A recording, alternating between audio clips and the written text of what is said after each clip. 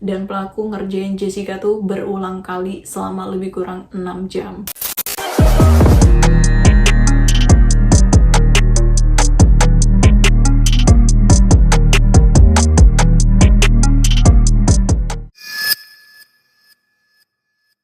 Halo semuanya, terima kasih udah klik video ini. Dan kalau ini video pertamaku yang kalian tonton, semoga kita bisa ketemu lagi di video selanjutnya.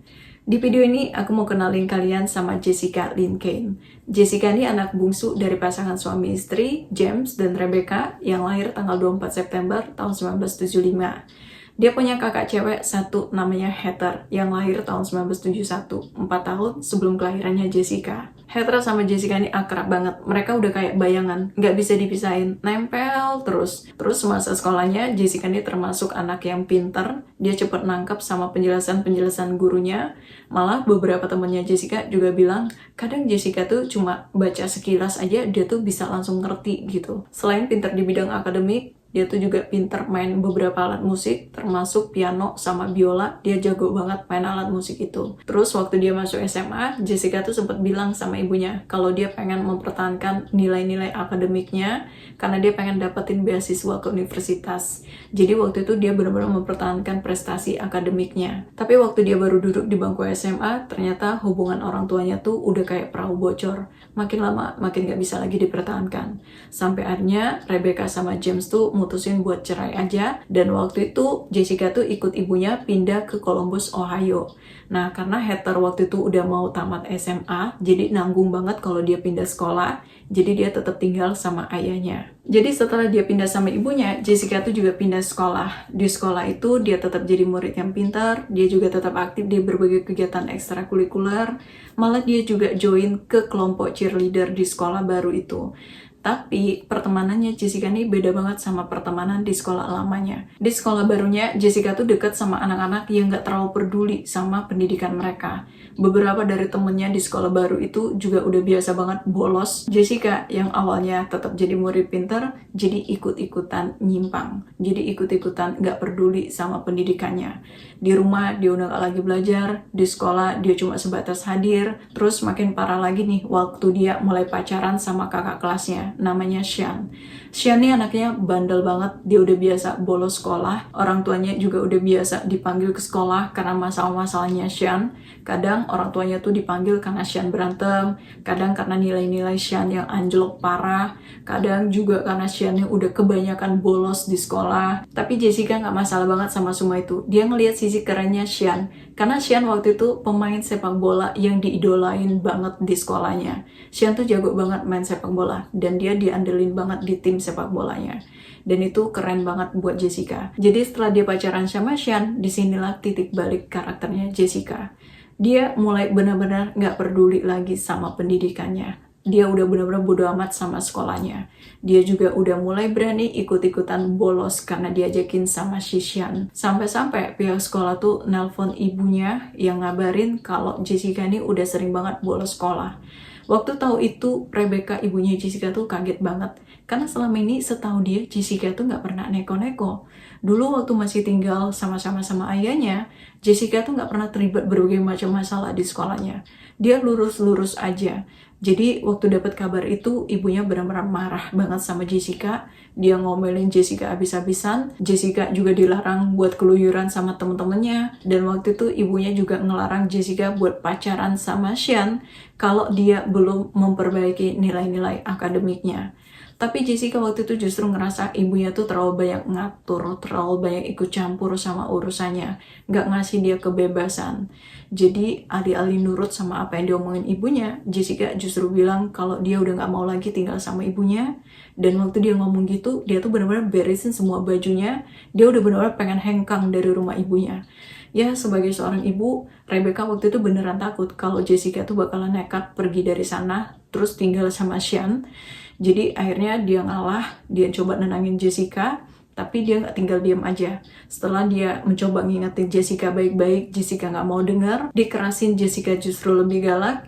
Jadi akhirnya ibunya tuh nelpon pihak sekolah, minta bantuan konselor dari pihak sekolah Jessica. Ibunya bilanglah ke konselor di sekolahnya Jessica, kalau di rumah Jessica tuh udah nggak bisa lagi dikontrol, nggak bisa lagi dinasihatin.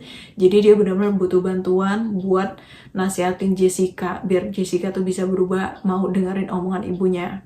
Nah, waktu itu konselor Jessica tuh nyaranin Jessica buat tinggal di rumah bimbingan. Di sana, Jessica bakal menjalani program konseling selama lebih kurang 2 minggu buat memperbaiki hubungan dia sama ibunya. Jessica waktu itu nggak setuju, tapi setelah dia dikasih tahu kalau dia tinggal di sana, dia tetap bisa teleponan sama teman-temannya, termasuk sama Sean, dia akhirnya setuju. Karena di pikirannya waktu itu, kali-kali aja dengan cara itu, ibunya juga bisa melunak, nggak terlalu ngatur kebebasan dia. Program itu ternyata benar-benar berhasil buat memperbaiki hubungan Jessica sama ibunya. Jessica waktu itu janji kalau dia bakalan memperbaiki nilai-nilai akademiknya, dia bakalan serius sama sekolahnya, asalkan ibunya nggak ngelarang pergaulannya, termasuk melarang hubungannya sama Sean. Dan waktu itu Rebecca, ibunya Jessica, juga setuju, dia nggak bakal melarang Jessica buat bergaul sama siapa aja, asalkan Jessica tetap ngutamain pendidikannya. Waktu itu Jessica juga setuju, setelah dia keluar dari program bimbingan itu, dia bakalan tinggal di rumah ibunya lagi. Tapi di hari terakhirnya di sana, Jessica tuh sempat teleponan sama Sean. Mereka berantem di telepon, karena Sean tuh udah nggak mau lagi melanjutkan hubungan mereka. Dan Jessica yang ngejalin hubungan itu tulus dari hati. Dia mohon-mohon sampai nangis-nangis sama Sean, minta kesempatan buat memperbaiki hubungan mereka. Jadi dia tuh nggak mau putus gitu. Terus sebelum tutup telepon, Sean tuh sempat bilang kalau dia mau pergi ke mall sama teman-temannya, terus dia juga mau lanjut party.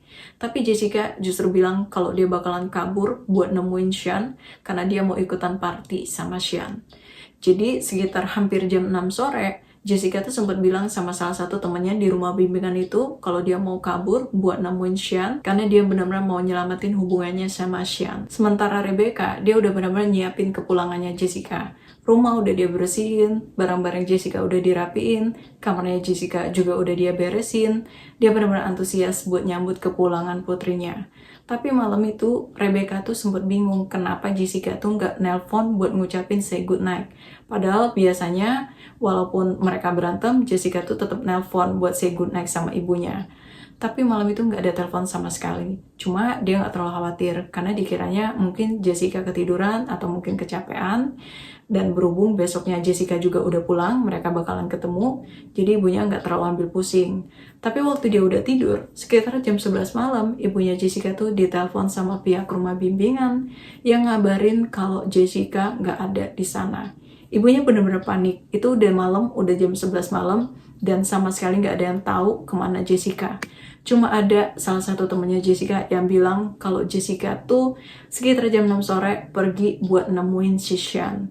Jadi ibunya waktu itu langsung nelponin Sean, cuma telepon ibunya tuh sama sekali nggak diangkat. Ibunya Jessica juga sempat nelponin teman-temannya Jessica, tapi nggak ada satupun yang tahu di mana keberadaan Jessica. Beberapa temannya Jessica juga udah pergi ke tempat biasa mereka nongkrong, tapi mereka nggak menemukan Jessica di sana. Jadi karena ibunya nih udah panik banget, malam itu juga ibunya Jessica tuh langsung lapor ke polisi, ngelaporin kalau Jessica hilang. Tapi polisi waktu itu nyuruh ibunya Jessica tuh nunggu 48 jam dulu. Padahal seharusnya polisi tuh langsung ngambil tindakan karena Jessica waktu itu masih di bawah umur. Dia masih berumur 15 tahun. Jadi nggak ada aturan tunggu 48 jam dulu. Tapi ibunya Jessica waktu itu nggak protes. Dia percaya mungkin polisi lebih tahu, jadi dia pulang ke rumah. Tapi semalaman itu ibunya tuh sama sekali nggak bisa tenang. Ada rasa nggak enak yang dia rasain.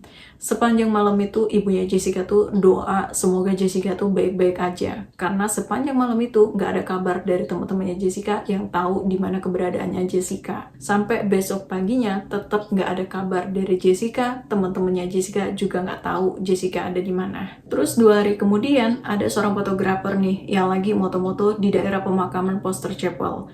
Waktu dia lagi moto-moto tempat itu, dia tuh sempat ngeliat kayak ada orang yang tiduran di rumput. Tapi waktu dia deketin, dia benar-benar kaget karena apa yang dia lihat adalah tubuh manusia yang berlumuran cairan merah. Jadi dia langsung lari ngejauh sambil nelpon 911. Jadi waktu polisi sampai sana, mereka menemukan tubuhnya Jessica tuh dalam keadaan nyaris tanpa pakaian. Cuma ada satu bra rusak yang menggantung di tubuhnya Jessica. Dan kondisi mukanya Jessica tuh benar-benar nggak bisa teridentifikasi, udah nggak kelihatan lagi bentuk mukanya karena ketutup sama cairan merah yang ngalir dari kepalanya. Tapi salah satu kakinya Jessica tuh masih pakai kaos kaki berwarna putih, dan di sekujur tubuhnya Jessica tuh penuh dengan luka lebam. Tapi di sekitar tempat tubuhnya Jessica, di area pemakaman itu, polisi nggak menemukan pakaian Jessica yang lain. Di tempat itu mereka cuma menemukan tubuhnya Jessica yang terkapar berlumuran cairan merah.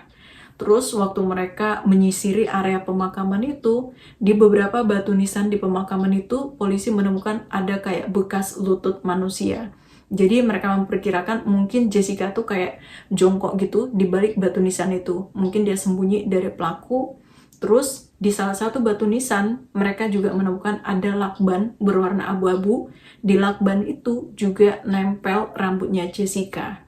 Terus waktu mereka meriksa di pagar pembatas pemakaman itu, mereka juga menemukan ada jejak jari yang berlumpur nempel di pagar pembatas itu. Polisi juga menemukan ada batu nisan yang udah kebelah dua berlumuran cairan merah. Cairan merah itu darahnya Jessica. Jadi dari apa yang mereka temukan, polisi itu memperkirakan antara Jessica tuh sengaja dibawa sama pelaku ke daerah itu, atau mungkin mereka kebetulan lagi melewati daerah itu, tapi kayaknya Jessica tuh berhasil melarikan diri dan nyoba kabur masuk ke daerah pemakaman itu melewati pagar pembatas yang ada jejak sidik jarinya.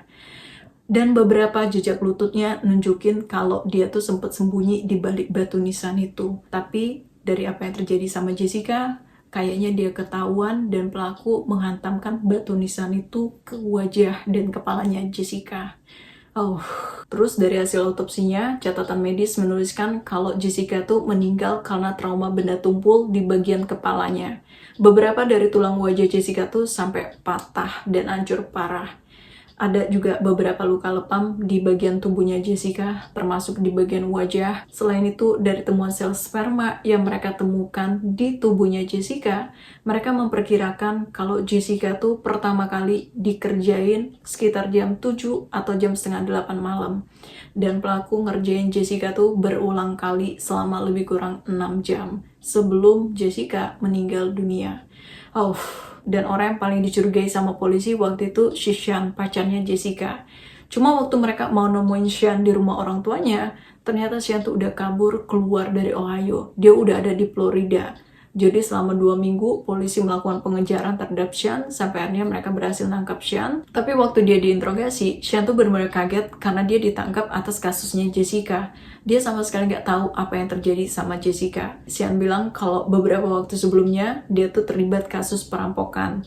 Jadi dia kabur ke Florida tuh buat ngindarin penyelidikan kasus tersebut, bukan buat ngindarin kasusnya Jessica.